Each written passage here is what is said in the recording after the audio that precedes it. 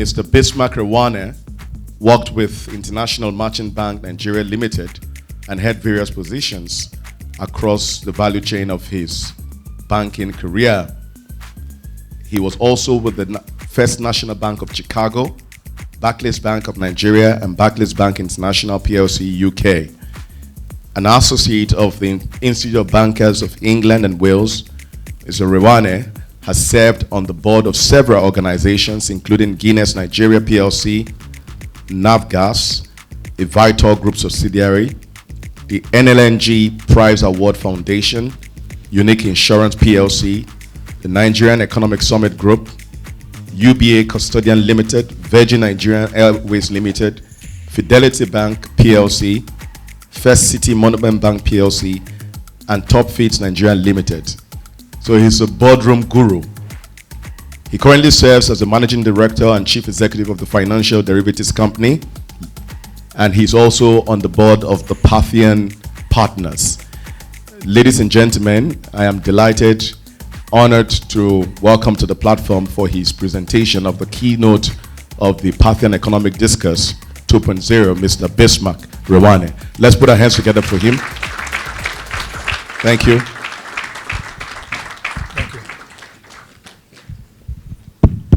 Good morning, ladies and gentlemen. Indeed, it's an honor to be here today to talk about the outlook of the Nigerian economy in 2025. All we have to do is to cast our minds back a month ago and ask ourselves, what were we expecting to see at this time a month ago? Cast your minds back to a year ago and ask yourself, what were you expecting to see at this time in 2025? I tried to look at all our projections and outlook and forecasts. And one thing came to mind. Out of 9 or 10 forecasts, I think we were wrong about 7 times and right only about twice, which meant that the basic assumptions of our forecasting, our methodology of forecasting, and the vulnerability of the system itself to shocks was more than even the best minds could have forecast. Therefore, the reality is that what we do not know is more than what we know. That means the unknown unknowns are more than the known unknowns. 2, things outside our control are far in excess of the things within our control. Having said that, so that is where the challenge is. So today, we're going to be talking here, and I'm happy, I'm proud, I'm privileged to be in this session promoted by Parthian Partners, a forward-looking organization, not because I serve on the board, but I know it. And we are going to be trying to dissect and make sense of all the things that are happening. Yesterday alone, we had the GDP numbers, we had unemployment numbers, depending on what methodology you adopt. Today, we're having the MPC meeting. In the next few days, we'll be having more and more information. The president is submitting the budget, and I guess that the budget is going to be dissected, right? And so all of these things put together, you ask yourself, 1, as rational economic agents, how are we going to be responding to it? As operators in the market, capital market, then how are we going to position ourselves and help the market and the clients make sense of this? I was listening to Larry Summers on Sunday, and of course, and he said something about, he made a comment, I've never heard that comment before, to say that a rules-based market economy is different from a deals-based market economy. Because he was asked a question, and he forecast that the things that Donald Trump are going to, the things he's suggesting, and he wants to do, are more likely to propel inflation beyond anything we have seen before than now. And they said, why? He said two things. One, the supply shortages. On the demand side, and supply. On the demand side, there are tax cuts and impetus to drive demand. On the supply side is that labor, especially in raw materials production, labor in terms of services, by the time you deport massively, you create a labor shortage. At the same time, you are creating demand because you have reduced taxes. Therefore, in a rules-based economy, market economy, and a deals-based market economy, so you have people like Elon Musk and Vermansky and all of that, those are deals-based market economy. But the rules-based market economy is how the world is. And therefore, it's a very interesting analysis I saw. But let's start by saying, please, can the slides be put up? What's the outlook? I think first and foremost, we must understand something, that Nigeria is an integral part of the global economy and the regional economy. To look at Nigeria in isolation as a Robinson Crusoe economy is wrong. Therefore, we keep on getting caught unawares. Two, we are judged, the money is fungible, investors have options, and therefore, if they cannot invest their money here and get the optimal return, they will move it to other markets. So, again, we know everything about Parthians.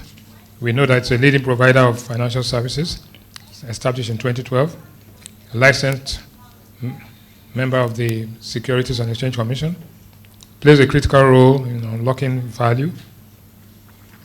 And I'm going to start with two quotes. One by Warren Buffett, a man we all respect, and the Oracle of Omaha. He says, be fearful when people are greedy, and be greedy when people are fearful. One. Two, Marie Curie says, nothing in life is to be feared, it is only to be understood. Now is the time to understand, more so than we may fear less. The quotes I just mentioned, Warren Buffett and Marie Curie. So what are the recent global, there are top 10 trends to watch out in 2025, and this came out from The Economist in the last day or two.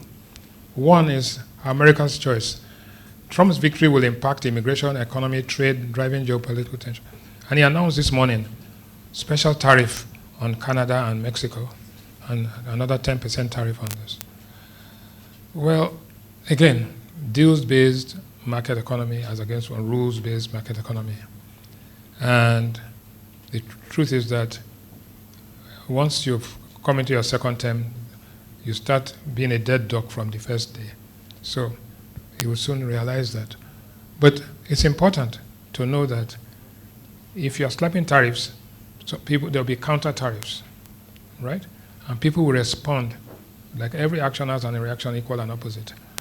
So we have to understand that. The first lesson, and we'll come back to that for Nigeria, is that nobody is going to pick the chestnut out of the fire for you. It will ensure that you become resilient as an economy. The future of your economy does not lie in the hands of others, it lies in your productivity. Like again, the second comment was broader disorder.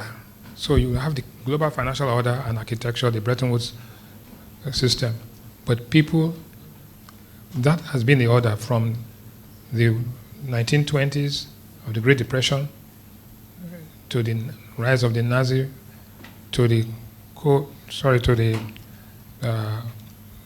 Second World War, and after that, the Marshall Plan, the Keynesian policies, and we went all the way down. So it's the order that we knew. The Soviet Union, the Cold War, NATO, Warsaw Pact, all of those things have changed. So people have to understand where they stand in the new scheme of things. Don't forget, at that time, 50 years, 100 years ago, the gap between the biggest economy, the US, and China, in fact, China was not the second largest, it was some other countries. But now China is now 18 trillion, the US is about $27 trillion. The gap is narrowing, and there are interests that are going on.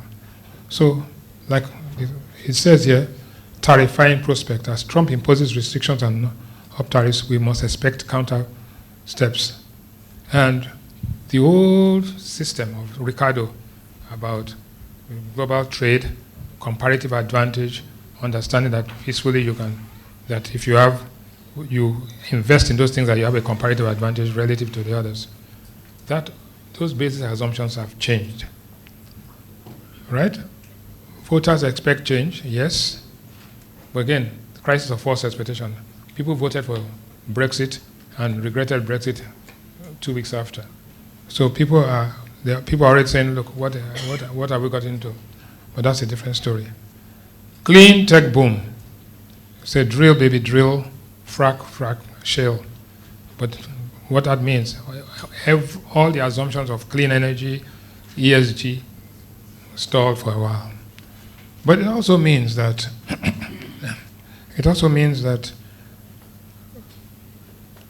carbon, coal, and some of those things, even though they slow down, but you've got to a critical mass already in solar booms and all of that it now becomes inefficient to abandon those initiatives. So we will see some kind of rationalization there, but not killing of that process. After inflation, Western economies face tough choices, producing deficits through higher taxes, ending cuts and growth initiatives. So inflation has come down, but also as you try to engineer this thing. But let us ask ourselves, what caused the inflation in the first place? None of us expected, nobody. I saw no forecast that COVID was going to come. That's one in 100 years. So COVID came. After COVID, we kept people at home and paid them for doing nothing. And so that put a lot of money in the system. Then we had a stimulus package. Then from nowhere, Ukraine, Crimea. So we had supply shocks. We had post-COVID stimulus. And then we saw inflation go all the way to where we hadn't seen it in 40 years. Come back with higher interest rates, and the world is adjusting, and we are back to where we were. So, I think that's a very important thing. Where are you in the inflation cycle? And are you going to be borrowing, or are you going to be investing? And that's why Parthians, as interbroker dealers with global horizon, are intermediating between the global markets and the domestic markets. Crunch time for AI. AI companion, right? So AI without guardrails and AI with guardrails. And you can see NVIDIA has become probably most valuable company from nowhere. But making chips for now, which they say can control. You can control those chips, but they are also, I think it's the guy who used to work for Google, who said he forecast 3 years ago that the Western world has 2 years advantage over China. And that 2 years expired 2024, in which case the Chinese now have more access to information, intellectual property theft, piracy, and so on, and can use it for all sorts of things. So once you've caught up, you've caught up. So that's a big problem there. Age limits for political leaders. You find that there's a divergence. Political leaders are getting older, the followers are getting younger, and that's what's happening. So, but again, is age a biological phenomenon or age a mental phenomenon, right? Because the world, all sorts of things are happening. So you got to, and with this aging means that you are going to spend more on the maintenance of older people who are getting less productive, right? So that's becoming a problem. Travel troubles, I saw yesterday 2 million additional tourists in Senegal, Gambia, and all of those things. So we are beginning to see post-COVID, hospitality industry, airline business, travels, so again, life of surprises. And that's the economists. They had prepared their year ahead version before the elections. And after the elections, they have to come and change all of this.